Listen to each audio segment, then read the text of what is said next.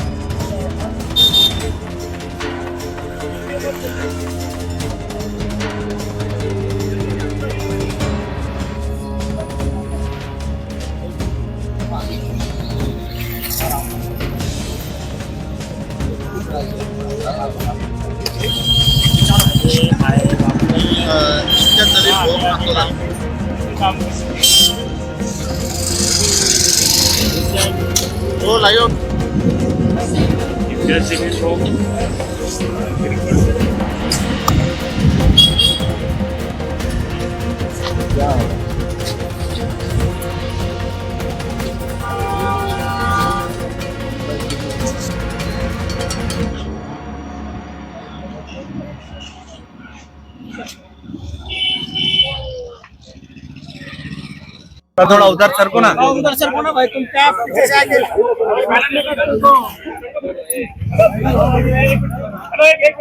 आप ये लोड के लोग आए ये अपने लिए आपको निवेदन देने आने से लोड में इनको पर अन्याय हुआ तो आज से स्थानीय कामगार उनका नेतृत्व करते शंकर भाई पल्ली यहाँ आए हुए हैं। मैं स्पीकर पर डाल रहा हूँ, आपको आपसे बात करना क्या जलील भाई तुम आगे पढ़ो। सर, मैं भाई शंकर पल्ली सर। अरे वो सर को बैनर दिखा दो उधर से। सर, मैं उम्मीद लेके आया आपके आप हमारे सिल्लोड के लोगों को न्याय दे सकते हैं, क्योंकि हम पिछले 5-6 साल से सरकार के खिलाफ, पुलिस के खिलाफ, प्रशासन के खिलाफ लड़ के थक गए साहब। हमारे को कोई देखने को तैयार नहीं, कोई नेता हमारे सुनने को तैयार नहीं, सरकार हमारे हमको मतलब इंसाफ देने को तैयार नहीं। तो आप जिस तरह से सरकार के खिलाफ लड़ रहे हैं, सरकार के खिलाफ बोल रहे हैं, तो मैं पहले से ही आपका फैन हूँ सर।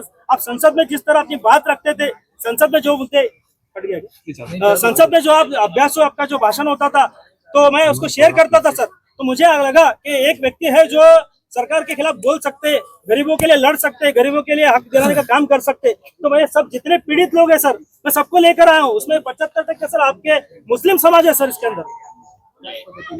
तो मैं आपसे गुजारिश करता हूँ, मेरी बहुत हाथ जोड़ के नम्र विनती है सर कि हमारे लिए आप आवाज उठाइए, सरकार के इनके सरकार तक हमारी बात पहुंचाइए सर। अच्छा सर, दोनों ही एक ही पार्टी के सर, एक ही पार्टी के सर, कोई अलग नहीं, दोनों एक ही पार्टी के सर। नहीं सर, मैं कोई पार्टी का नहीं, मैं पीछे आप पार्टी में काम करता था, अभी कोई पार्टी का काम नहीं करता सर। कपिल हारू नको ना। बिल्कुल सर, मुझे आपसे बहुत उम्मीद है और आप जब भी बुलाएंगे मैं सबको लेकर आता हूँ। आपको जो कागज चाहिए, जो पुरावे चाहिए, मैं सबको देने को तैयार हूँ। और एक प्रकरण में कलेक्टर ने कमेटी बिठाया सर, वो कमेटी के मार्फत चौकसी चालू है, लेकिन 3 महीने से कुछ भी नहीं कर रही कमेटी सर। तो दिलीप समय को आप पूछिए कि कमेटी काम क्यों नहीं कर रही, क्यों इंक्वायरी नहीं हो रही।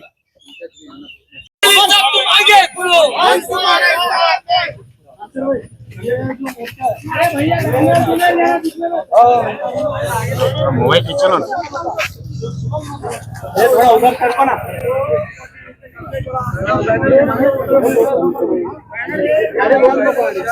इमरान भाई इधर सर। प्रशासन नहीं सुनता, सरकार नहीं सुन रही, हमारे को अभी किसी पे उम्मीद नहीं रही। क्या जलील साहब तुम हमको न्याय दो। जो सरकार के खिलाफ अभी आंदोलन छेड़ा है, उन्होंने जो उनके मंत्री के खिलाफ जो भी बोल रहे हैं, और उनके ऐसा नेता ये ग्रीन शर्ट वालों को हटाओ ना यार पीछे। भाई थोड़ा पीछे सर, आप सर को दलित साहब के पास जाके हम इंसाफ मांगेंगे, हमारी जो है तकलीफ उनके सामने रखेंगे, उनको निवेदन देके हमारी मांग है कि हमारे हक के लिए आप आवाज उठाओ, सरकार के खिलाफ हमारी जो मांग है उनके सामने रखो।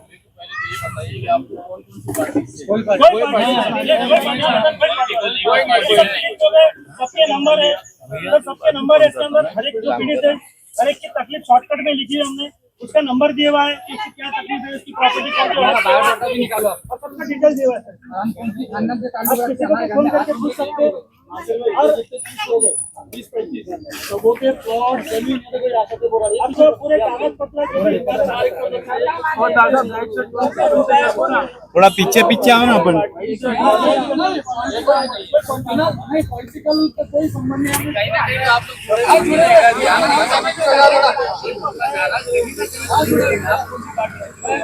एनसीपी से आप कांग्रेस से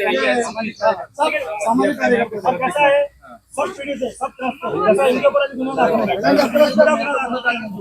पुलिस वाले ने सुने नहीं, उल्टा इनके ऊपर गुनाह दाखिल है। ये मेरा नाम है, मेरी दुकान पे इनकी दुकान तोड़ दी। 4 भाइयों को गुनाह दाखिल करा तो सामने से गुनाह दाखिल करे, उनके जेल में भेजने की कोशिश करे, तो कहाँ जाएंगे लोग? साहब किसको मांगेंगे? हम तुम्हारे साथ हैं, इनके साथ तुम संघर्ष करो। हम तुम्हारे साथ हैं। अरे बाबा बीच में प्रांतोष बाबू थोड़ा 2 मिनट थोड़ा हटिया जाओ, ये साइड से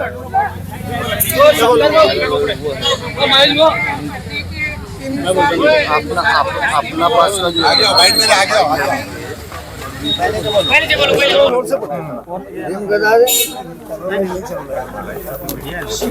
सिल्लोड के लोग आए। हाँ, आज सिल्लोड से एक डेलीगेशन माजी खासदार इम्तियाज जलील के घर पर आया है, क्या मामला है उसके बारे में? देखिए, सरकार में बैठे हुए लोग जो सरकार की पनाह के अंदर मैं समझता हूँ कि भ्रष्टाचार कर रहे हैं, तो आज इम्तियाज जलील साहब ने उसके खिलाफ में एक मुहिम छेड़ी है। और वो मुहिम जो छेड़ी है तो यहाँ के पालक मंत्री संजय सिरसाट के खिलाफ में छेड़ी है। तो मैं सबसे पहले तो इम्तियाज जलील साहब को मुबारकबाद पेश करता हूँ, और आने वाले वक्तों के अंदर उनको एक शेर बोलना पड़ेगा कि मैं तो अकेला ही चला था जानिब मंजिल, मगर लोग साथ आते गए और कारवा बनता गया। देखिए, इम्तियाज जलील साहब ने ये जो जंग छेड़ी है, तो आप आज देख रहे होंगे कि हमारी माएँ बहनें जो है जिस तरीके की भी पीड़ित है, ये लोग आज ये लोग यहाँ पर सिल्लोड से औरंगाबाद आए एक निवेदन लेकर कि इनके साथ लगातार नाइंसाफियाँ हो रही है। इसमें बोलने में मुझे कोई शर्म नहीं है कि हमारे भाई लोग जो है ये कोई एनसीपी से ताल्लुक़ रखता है, कोई कांग्रेस से रखता है, लेकिन ये पॉलिटिकल इशू नहीं है। ये लोग जो है तो अलग अलग पॉलिटिकल पार्टीज के लोग हैं, वो उससे संबंध रखते हैं, लेकिन उम्मीद कहीं जागी है तो वो इम्तियाज जलील साहब के पास में जागी है। ये बहुत बड़ी बात है।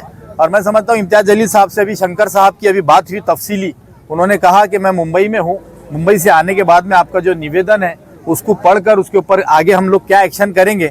तो साहब ने कहा, शंकर पिल्लाई साहब ने, कि आपके आने के बाद में मैं आपसे पर्सनली मुलाकात करूंगा और आने के बाद में फिर इस जो निवेदन दिया गया है इसके ऊपर क्या लाइन ऑफ एक्शन होगा वो इम्तियाज जलील साहब आने के बाद में आपको बताएंगे। काही याचा संबंध नाही, आम्ही आलो फक्त ते रस्त्यावर आम्हाला भेटले, त्यांच्या काही कामानिमित्त आलेले ते। तुमचं काय म्हणणं होतं? इम्तियाज जलील सातत्यानं संजय सिरसाट यांची वेगवेगळे घोटाळे ही पार्श्वभूमी असतानाच तुम्ही तुमचे मुद्दे घेऊन सर, कोणीतरी महाराष्ट्रामध्ये सरकारच्या विरोधात बोलतोय, एखाद्या मंत्र्याच्या विरोधात बोलतोय, एखाद्या मंत्र्याच्या भ्रष्टाचार बाहेर काढतोय, कोणीतरी बोलतोय ना, मग जो बोलतोय त्याच्याकडे माणूस जाईल ना।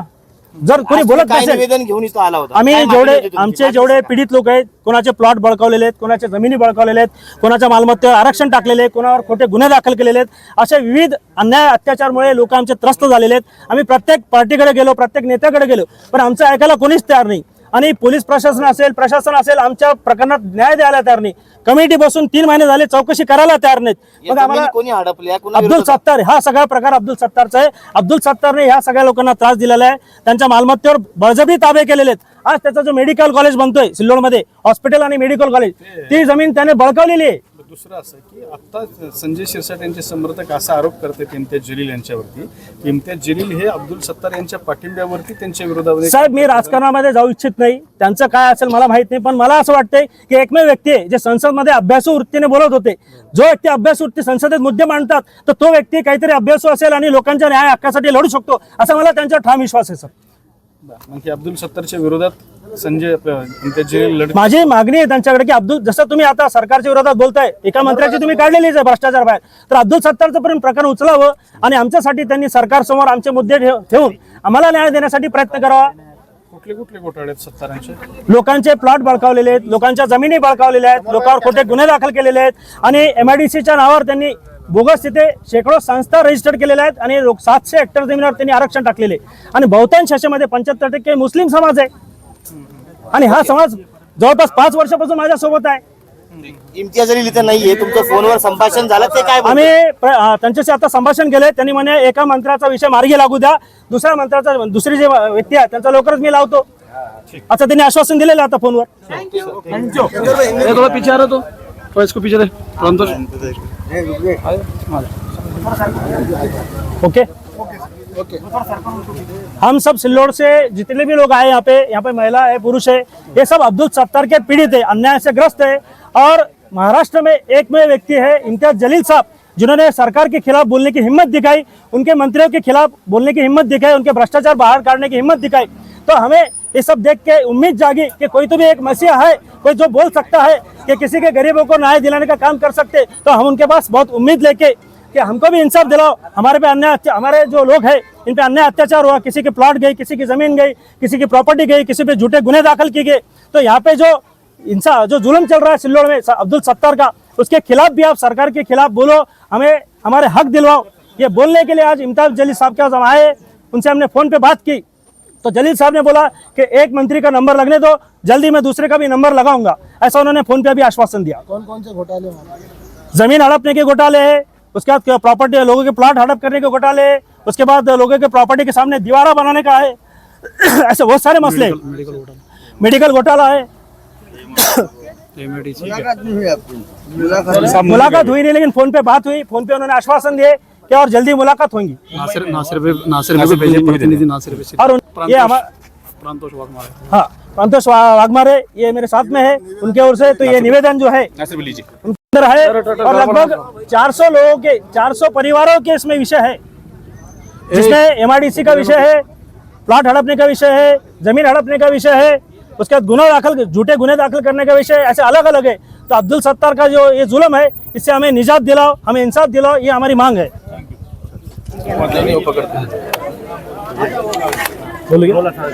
बोलो.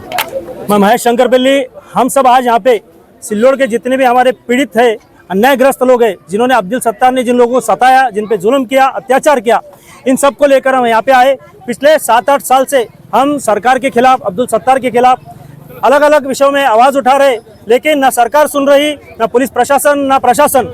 इसलिए जब हमने देखा कि जलील साहब सरकार के खिलाफ बोल रहे, एक मंत्री का भ्रष्टाचार उन्होंने बाहर काढ़ा और सरकार के खिलाफ बोलने की एक हिम्मत की उन्होंने, और जिस तरह संसद में वो अपने मुद्दे रखते थे, जिनका जो अभ्यास था, वो देख के मुझे लगता है कि हमें जलील साहब इंसाफ दिला सकते हैं. इसलिए आज मैं सब जितने भी पीड़ित लोग हैं इनको सबको लेकर यहाँ पे आया और उनको निवेदन दिया हमने, और फोन पे उन्होंने हमसे बात की कि मैं जो आवाज़ उठा रहा ये आपके लिए भी उठाऊंगा, और एक मंत्री का विकेट लेने के बाद दूसरे मंत्री का मैं जरूर आवाज़ उठाऊंगा, ऐसा उन्होंने फोन पे हमको आश्वासन दिया. अगर शाहजहाँपुर की जमीन की बात की जाए तो उन्होंने अब्दुल सत्तार का भी उल्लेख किया था. उन्होंने कहा था कि जब वो महसूल मंत्री थे तो उन्होंने ये सारी चीज़ें की. बिल्कुल सही बात है, दोनों भी एक ही पार्टी के मंत्री हैं, अब्दुल सत्तार हो या सिरसार साहब हो. तो हमारा बोलना है कि जैसे आपने एक मंत्री का बाहर निकाले तो दूसरे जो माजी मंत्री है उनके विषय में भी बोलो और लोगों को उनका हक दिलवाओ, उनको इंसाफ दिलाओ. अब आप देख सकते हैं जो गोराड़े खड़े हुए, इनका छोटा भाई ये देश की सेना में सेवा कर रहा है, सैनिक है देश का, इनका प्लॉट उन्होंने हड़प किया है. अब जब देश के सैनिक का प्लॉट हड़प कर रहे हैं, उनका अगर सैनिक की प्रॉपर्टी हमारे शहर में सुरक्षित नहीं तो किसी की प्रॉपर्टी सुरक्षित नहीं. यही हम जलील साहब को दिखाने के लिए आए. कितने पॉइंट आपने लिख के दिए उनको? इसमें साहब हमने 15 मुद्दे दिए, 15 परिवारों के मुद्दे. उसमें सबसे MIDC का आरक्षण का भी है, टोटल ये 450 के ऊपर लोगों का विषय है, उसमें आरक्षण के साथ सभी मुद्दे हैं. और कई गुने जो झूठे दाखिल किए उनको भी हमने लाए, जिनके ऊपर झूठे गुने दाखिल हुए. 377 का बोलो. ये जैसा 377, ये चचा है हमारे, इनके 377 की जो प्रॉपर्टी है उसके ऊपर अब्दुल सत्तार ने शिवसेना कार्यालय बनाकर बैठे और पूरे कागज इनके पास है ना. इनको ऑर्डर अधिकारी इनके सुनवाई नहीं ले रहे, इनके खिलाफ कार्रवाई की जा रही, इनके ऊपर गुने दाखिल करने की कोशिश हो रही. ये इनका भी मसला है. समीर भाई, औरंगाबाद के बाद अब सिल्लोड के लोग भी इंसाफ के लिए इम्तियाज जलील के बारे में आ रहे हैं, क्या कहेंगे, कितनी उम्मीद है इंसाफ मिलेगा आप सिल्लोड के लोग? देखिए, सिल्लोड के हमारे कई सारे जिम्मेदार भी कई सालों से लगातार सिल्लोड में हो रही धांधली, सिल्लोड में हो रही करप्शन, सिल्लोड के अंदर हो रहे जो जुल्म है उसके खिलाफ आवाज़ उठाते रहे हैं. जैसा कि आप जानते हैं, पिछले कई दिनों से औरंगाबाद शहर के अंदर जो हमारे पालक मंत्री हुआ करते थे या पालक मंत्री है, उनका करप्शन जिस तरीके से इम्तियाज़ भाई ने निकाले, तो पूरे महाराष्ट्र के जो है तो अलग अलग शहरों के अंदर एक उम्मीद लोगों के अंदर जगी है कि हमारे शहर के भी जो करप्शन है, जो इश्यूज़ है, उसको लेकर भी इम्तियाज़ जलील साहब आवाज़ उठाएंगे। उसी का एक सिरा था कि आज सिल्लोड़ के तमाम नौजवान, हमारी माएँ और बहनें आज इम्तियाज़ भाई के घर की तरफ आए थे। उनकी उम्मीद ये है, उनकी आस ये है कि सिल्लोड़ के अंदर जिस तरीके से धांधली हो रही है उसके ऊपर भी इम्तियाज़ जलील साहब आवाज़ उठाएंगे। पिछले कुछ दिनों में सिल्लोड़ के अंदर बोगस केसों का एक दौर चलता रहा। नौजवानों के ऊपर, हमारे साथियों के ऊपर, हमारी बहनों के ऊपर झूठे जो है तो आरोप लगाकर उनको जो है तो अंदर डालने के लिए नए नए हथकंडे अपनाए जा रहे हैं। इसी की कंप्लेन लेकर आज सिल्लोड़ के जो है तो आवाम, सिल्लोड़ की आवाम, हमारी बहनें आज इम्तियाज़ जलील साहब के घर के ऊपर आई थी। इसके साथ ही में जो है तो इम्तियाज़ को दबाने का भी काम किया जा रहा, पूरे दलित संगठन एक हो गए, उनके ऊपर आरोप लगाए जा रहे हैं, FIR किया जा रहा, इसको किस नजर से? दलित संगठन इम्तियाज़ जलील साहब के साथ है। दलित जो आवाम है, हमारी जो बहनें हैं, हमारे जो भाई हैं, वो लोग इम्तियाज़ जलील साहब के साथ है। मगर कुछ पुडारी जो है तो पालक मंत्री के हाथ की कठपुतलियाँ है, ऐसे लोग जो है तो इम्तियाज़ भाई के खिलाफ में आवाज़ उठा रहे हैं। और जो है तो जमहूरी तौर के ऊपर, जमहूरियत में सबको इख्तियार है कि वो अपनी अपनी आवाज़ को उठाए, मगर कानून के दायरे में रहते हुए आप आपकी आवाज़ को उठा सकते हैं। मगर जो है तो जिस तरीके से ये कहा जा रहा है कि ऐसा कर देंगे, वैसा कर देंगे, तो ये आपकी भूल है, ऐसा कुछ आप कभी कर नहीं सकेंगे। रही बात इम्तियाज़ भाई की आवाज़ को दबाने की, तो इम्तियाज़ जलील साहब की आवाज़ को कोई नहीं दबा सकता। जितना हमको दबाने की कोशिश करेंगे उतना तेज़ी से और उतना ज़ोर से हम ऊपर उठकर वार करेंगे। ये है कि अरुण बोले साहब को जो है तो आपने आमदार का भी टिकट दिया, आमदार भी MIM से लड़े, कारपोरेटर भी बने, उसके बावजूद जो है तो उन्होंने इस तरीके से एलिगेशन लगाते। भाई सुनिए ना, मजलिस ने बहुत लोगों को बनाई, बहुत लोग बनने के बाद मस्ती में आए, और जो है तो जब जमात के खिलाफ गए, जब मजलिस के खिलाफ गए, तो आवाम ने उनको उनकी जगह भी दिखा दी। अरुण बोरे मेरा दोस्त है, मेरा भाई है, पॉलिटिकल विचार हमारे अलग हो सकते हैं, मगर इसका मतलब ये नहीं है कि हम लोग पर्सनली किसी के ऊपर जो है तो टीका टिप्पणी करें। अरुण बोरे साहब से मेरी यही गुजारिश है कि कानून के दायरे में रहते हुए जो भी अपनी बात को है आप रखना चाह रहे हैं, बिल्कुल रख सकते हैं।